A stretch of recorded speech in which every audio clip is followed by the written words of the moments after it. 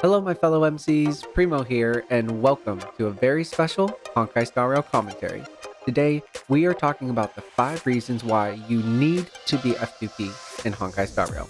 So sit back, grind some Stellar Jade, and let's talk about it. Witness the stars shatter before you. Being an F2P produces a unique challenge to the game, and that is overall pacing and progression.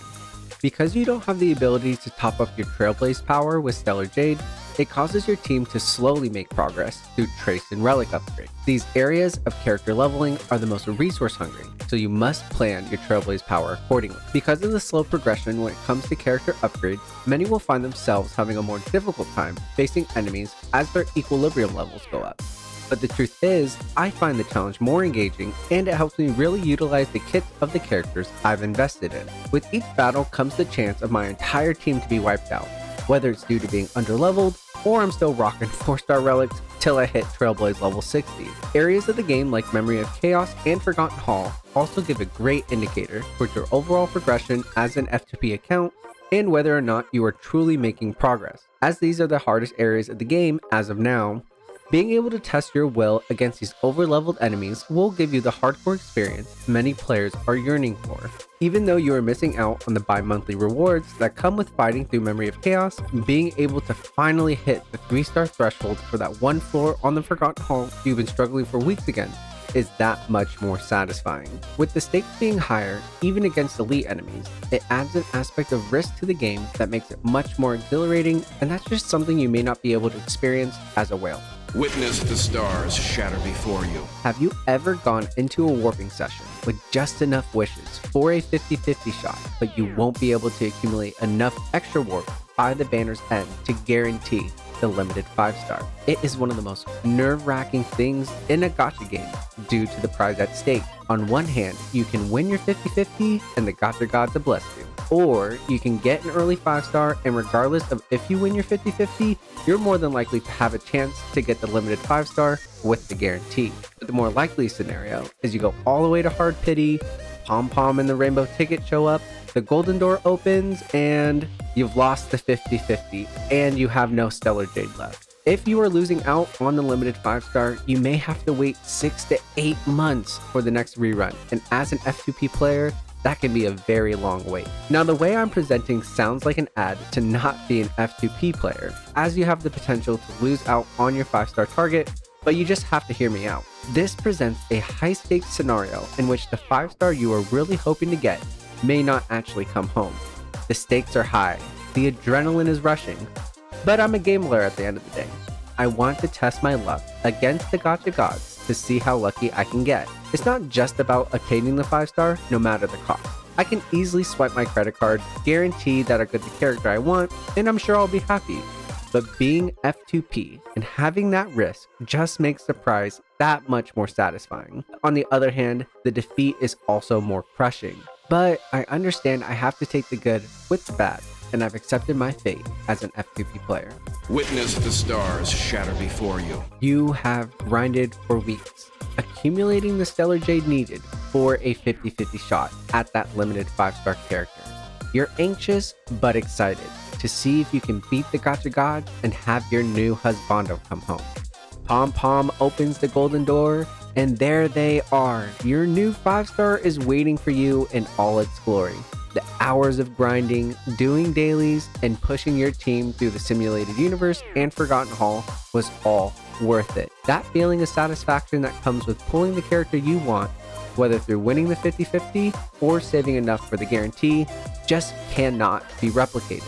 The slow grind of building and finishing a character can be tedious for an F2P player, but whether it's finally leveling up that last trace to level 10, or getting the god rolls on a planar sphere relic with double crit and a specific type damage boost, the months of spending your daily Trailblaze power have finally paid off. You can look back at your journey with fondness or regret, but still be proud of the investment you put into your character.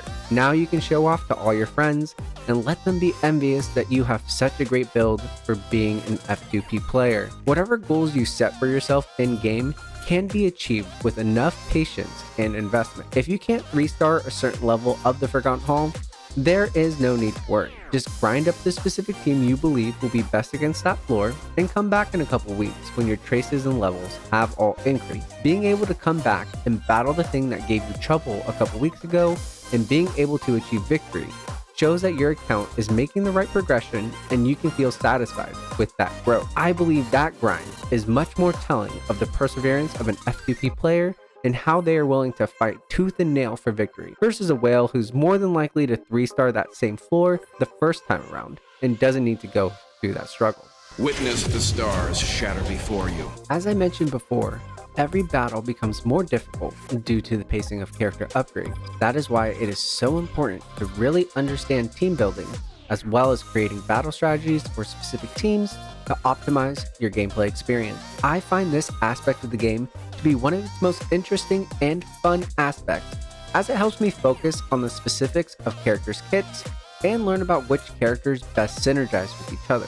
Due to the difficulty the game presents as an F2P player, the reliability of auto-battling can cause some players to not feel comfortable leaving the fate of their team to the AI. I have found that actually playing through the battles and manually coordinating each attack provides much more engagement with the game and overall appreciation for the team you have built from the ground up. I find myself constantly asking and strategizing about the following things. Which DPS should I center my team around? Do I have enough elemental weakness coverage? How is my team's survivability? Do I have efficient skill point management? Should I go with more support units for my main DPS? Or should I add another different type of DPS or a preservation and abundance unit? All these questions are fascinating to think about when creating battle strategy for the next big boss, or just figuring out which team works best with your favorite husbando. All of the battle strategy and team building adds such a huge element to the game, one that takes time to really master and understand, and one that may not be as relevant for a pay-to-play player who has a C6 S5 CLA, for example, who can literally wipe out mobs of enemies within 6 to 8 turns. Witness the stars shatter before you. A gacha game is designed to give the player FOMO, or fear of missing out, with the purpose to be that they will swipe their credit card to obtain said character or light tone. Now, if you're a responsible spender, then by all means, I will not be the one to tell you what to do with your own money. But for many players, especially younger players who are more impressionable, the urge to pay money to get their targeted character can be too great, and they may not understand the repercussions of spending an exuberant amount of money. The reason why it may not be worth spending money on characters and weapons is because the game will essentially become too easy for you. Gamers love facing difficulties in games. The scope of it can vary, however. Games like the Dark Souls series are the pinnacle of true hardcore difficulty, while a game like Pokemon is generally known to be easier. Honkai Star Rail has a little bit of both, as main overworld content is easier like Pokemon, and Memory of Chaos is harder like Dark Souls, when your team is at a lower level, of course. What I mean is that the game is designed to be a slow grind, time gated by resources and the ability to upgrade all of your characters at once. By wailing on this game, you are essentially skipping the grind that the game is designed to do. Yes, you are able to beat the content, and you should feel accomplished with that. At the end of beating all of the endgame content like Memory of Chaos, what exactly can you do with the C6 S5 character you obtained? Unfortunately, there isn't anywhere else you can get that rush of destroying an ultra difficult opponent, until the next MLC resets, of course. Witness the stars shatter before you. So with that, this will end the 5 reasons why you need to be F2P in Honkai Star Rail. Now, this is not slander on any whales in the game. I appreciate your contribution to Hoyoverse so I can be a free-to-play player, but this is just my own personal experience and feelings, and I wanted to reciprocate that to you guys and hopefully be a guide to give you the most informed decision on whether or not you want to swipe your credit card. Now, there is no right or wrong, but you just have to be responsible in spending so you are not putting yourself in a hole later on. But if you like the content, please like and subscribe. Comment down below if you are an F2P or a whale player. Now, I'd just love to know your experiences in both regards, just because I'm curious to how your guys' games have differed in terms of your overall experience. But regardless if you are an F2P or a whale, thank you guys so much for watching, and I'll see you in the next video.